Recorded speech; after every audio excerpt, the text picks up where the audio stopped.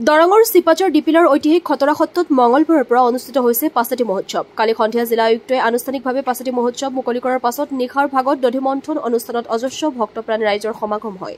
আনহাতে আজি পুৱাৰে পৰা সত্ৰখনৰ পাছাতি মহোৎসৱ ক্ষেত্ৰত অগণন লোকৰ সমাগম ঘটে। News desk AN live.